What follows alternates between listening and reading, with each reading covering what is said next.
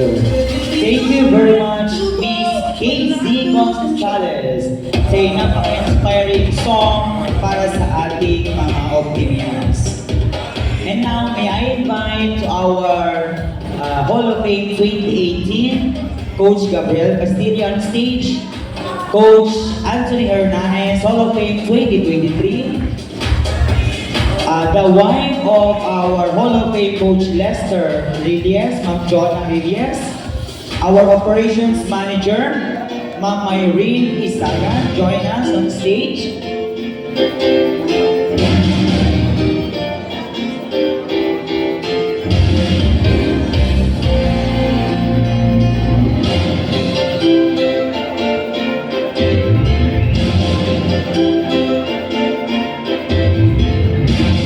Our representative of Chairman Marvin Barrow, Ma'am Irene Isaga, and of course, our Hall of Fame 2021 Coach Mary Grace Maisa.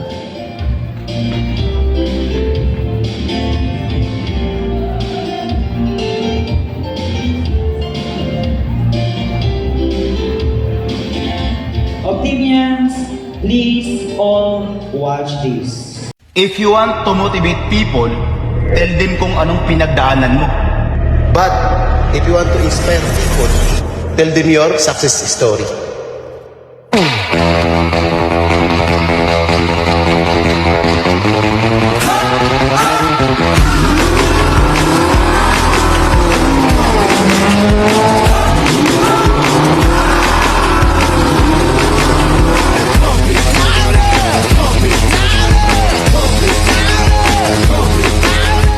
Hey guys, good morning. Ako si Ricky Pelones, Tubong Masbate. High school graduate. Actually po, nagpunta ako ng Manila. So, ang una kong trabaho ay canteen boy. After noon, naging dicer ako. Tapos nasubukan ko rin maging takatak boy. So, mahirap yun mga par kasi wala natitira sa kinikita. Mayroong nag-alok sa akin ng opportunity na mayroon daw tsansa na pwede mabago ang buhay. Kaya hinataw ko mga par. Hinataw ko talaga, sinubukan ko. After 3 years, nagkaresulta ako. First car ko, Toyota Vios. Ayos na yon. Iba, pangarap nila yon. So, nangarap ulit ako, hinata ko si Opti. Next achievement ko, nagka-Fortuner ako.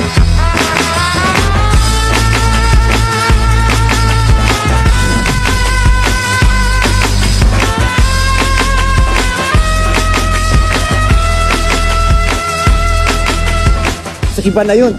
Pati sa amin, kapag naka-Fortuner ka, sa either congressman ka or politics. Pero alam niyo po, yung nagmamay-ari nun, dating dicer lang. Pinaka malalim kong dahilan kung ba't ko ginagawa to mga par, family. Kasi yun yung mga deepest why natin para magpatuloy sa buhay. At nagkataon, marami akong achievement, mga award. I don't read the newspapers because they all have. And siyempre, kumanda ang ating tahanan para sa pamilya. Dumating sa time na mas kailangan lumawak pa ang ating mga pangarap. At doon na po, nagkaroon ako ng gigil. Sinubukan ko yung pangarap dati na tinitingnan ko lang. Ngayon po, ito na siya. Meron tayong sports car, Ford Mustang. At the starting of the week, at Summit Talks, you'll hear them speak. It's only Monday. Negotiations breaking down. See those leaders start to frown. It's more than one day. Tomorrow never comes until it's too late. Tomorrow is another day. Today is another fall. Tomorrow is another day. Today is another fall. Tomorrow is another day. Today is another fall. Tomorrow is another day. Today is another.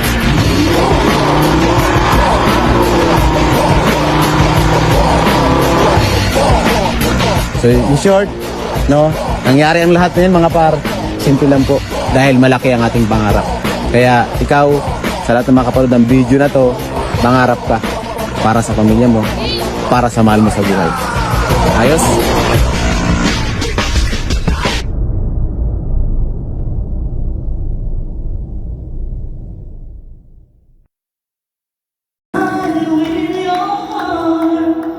Looking out the way you were,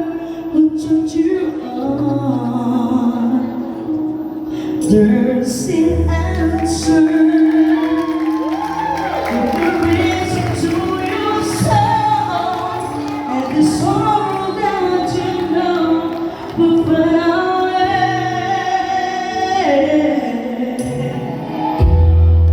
Until a hero comes along with a strength to carry on, and you cast your fear aside, and you know you can survive.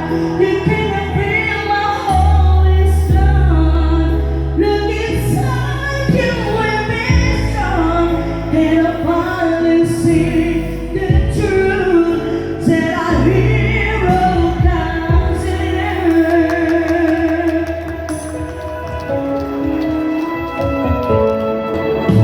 And so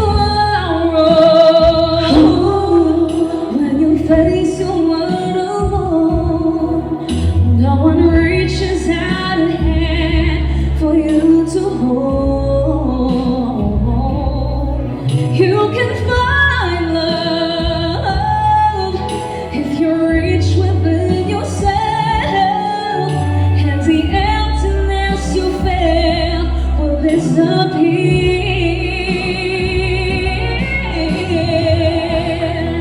And then a hero comes along with the strength to carry on, and you cast your fears aside, and you know you can survive. So when you feel like hope is gone, look inside you and be strong, and you finally see the truth, and then a hero lies in you. Lord knows dreams are hard to follow, but don't let anyone tear them away. Hold on, We'll be here tomorrow. Here in time, you find a way. Until I hear a close along. with the strength to carry on, and you cast your fears aside, And you know you can survive. And when I feel like home is gone, look inside you and be strong. And I finally see the truth. And then I hear who lies in you. and then a hero lies in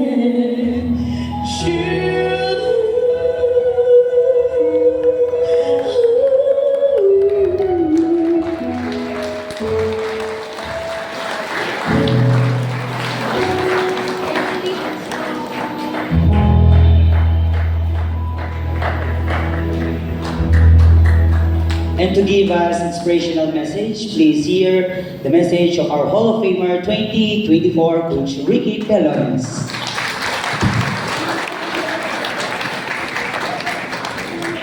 Good morning! Ayun mga kapatid, kung makita niyo yung video, dati, isa lang din ako nakaupo dyan. Isa ako sa nangangarap.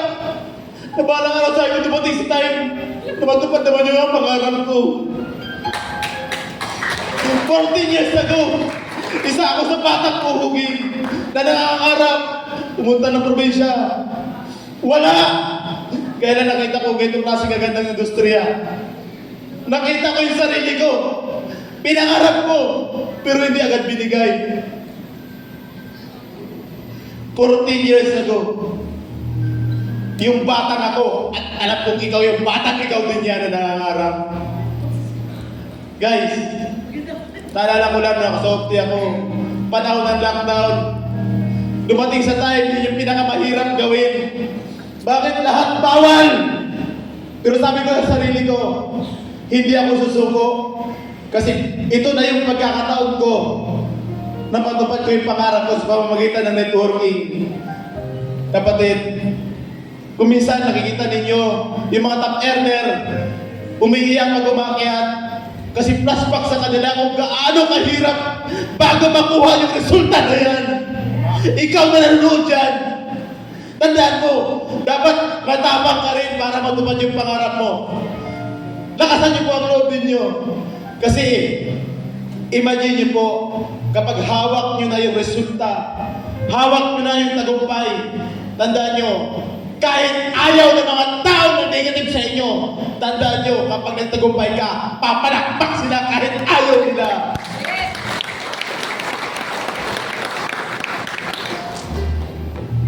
Lahat po tayo, pantay-pantay lang. Pero lagi siya sabi, lahat po tayo may mga malaking pangarap. Kung yung industriya ito, yung company, ang magbigay ng malaking tsansa para matupad ang mga pangarap natin, huwag na huwag yung pagdudahan ng sarili po ninyo. Bakit? Kahit gaano kaganda ang kumpanya, industriya, kapag ikaw ay nagdudula sa sarili mo, tandaan mo to, basta malaking dula sa sarili mo, hindi ka magtatagumpay. Ibig sabihin, ikaw na nakaupo dyan, ikaw na nakita na may maraming tao nagbago ang buhay. Tandaan mo, kapatid, lakasan mo ang loob mo. Bakit? Ang pag-asiso, ang pagyaman, nasa tao lang na malakas ang loob at wala po sa duwa. Kaya ang pakisabi sa mga katabi nyo, malakas ang loob ko!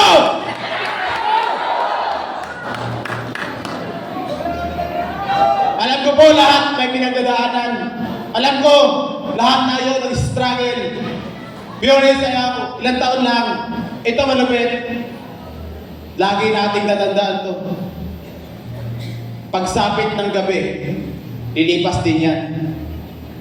At paglipas sa pagputok ng araw, manatili kang makatayo. Bakit? May liwanag pa rin naghihintay para sa iyo, kaibigan.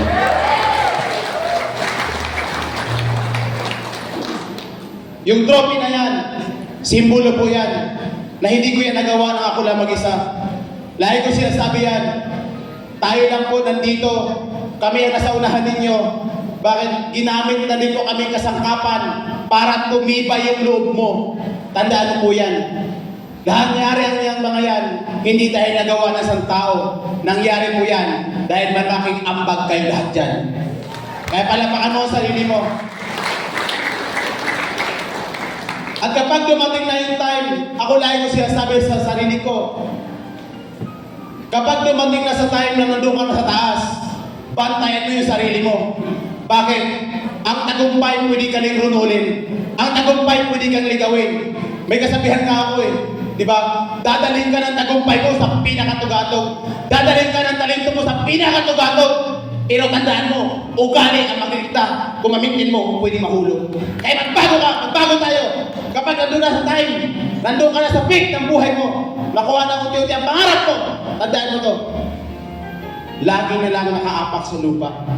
Kasi po, sige po, dapat lagi po tayo nakaapak sa lupa. Wala po dapat ipagmalaki. Nangyari lang po ang mga to, alam bakit? Kasi may malaki po tayong pangarap. Tama? Okay, bago magtapos, isa lang sasabihin ko sa inyo. Sa itong klaseng industriya, may gagawin kang hindi gagawin ng maraming tao. Pero tandaan mo, pag mayaman ka na, may gagawin ka na hindi rin kayang gawin ng maraming tao. Ano yun? Punta ka ng ibang bansa para masyal. Punta ka sa mahaling lugar. Tama? Lahat yan, hindi kayang gawin. Magagawa mo yan kung bakit may ginawa ka na hindi nila ginawa. Tama ba? Optimian, okay ba kayo? Lakasan natin ang loob natin.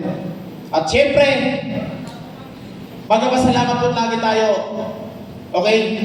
Sa walang ibang nabigay sa atin ng wisdom, knowledge, walang iba po, pasalamatan natin ng mahal na Panginoon.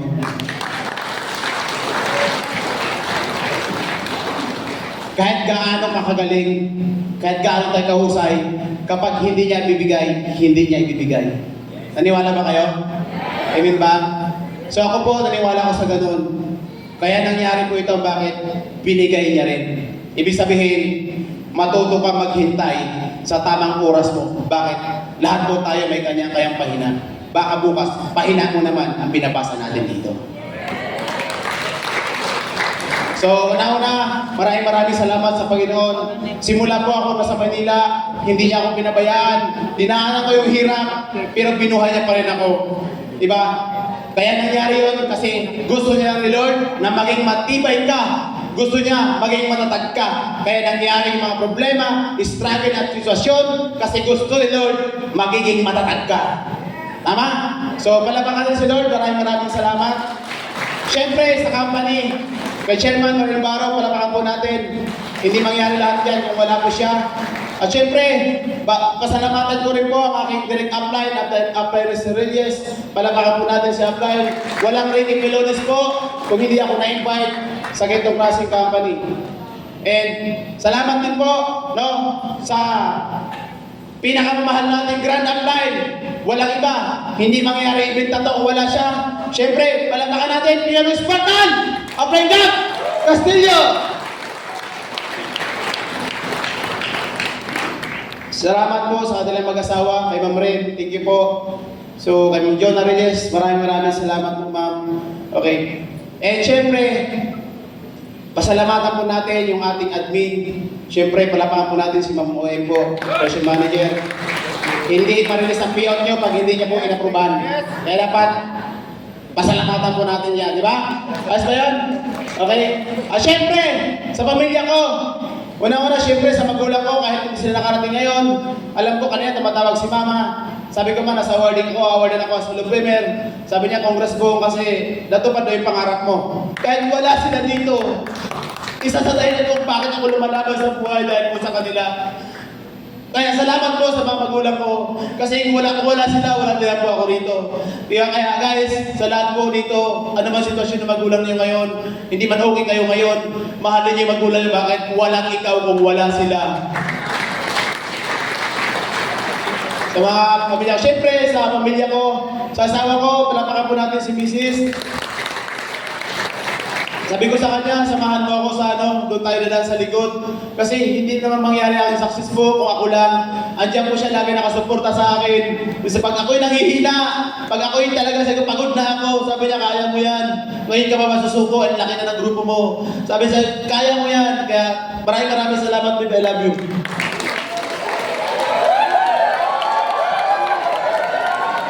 Kiss, walang kiss. At sa lahat po, maraming salamat sa kahulog favor ko natin. Mamaring Chris may isa po. At syempre sa direct sa aking nagtiwala sa akin, si Anthony Hernandez, ikaw na nag-goal team po sa grupo ng Warrior. Maraming salamat sa kanya kasi talagang nandun yung strong mindset niya para sa team. Okay? At higit sa lahat, sa grupo ko, Team Warrior, mag-iay!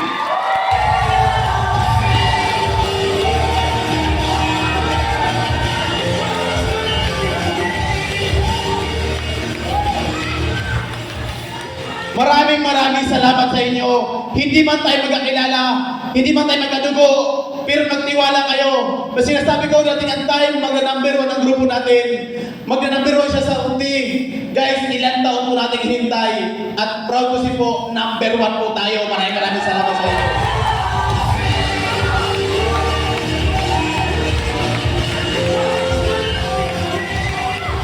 Maraming salamat po, Team Warrior. At syempre, sa lahat ng continuous na crossline natin, maraming salamat sa inyo. Kasi po, sa lahat po ng mga nakilala ko rito, na nakakaikot ako sa iba't ibang lugar, guys, kahit hindi nyo kagrupo, isa rin po ang puso ko na makatulong sa inyo. Kaya sa lahat po ng continuous na dito ngayon, maraming salamat po sa inyong lahat. Okay, palakpakan po natin. Okay po, ang Panginoong Diyos po natin. Once again po, this is RP, Ricky Pelones po, Dream Big, mga pal! Once again, congratulations to our Hall of Fame 2024 Coach Ricky R.P. Pelones.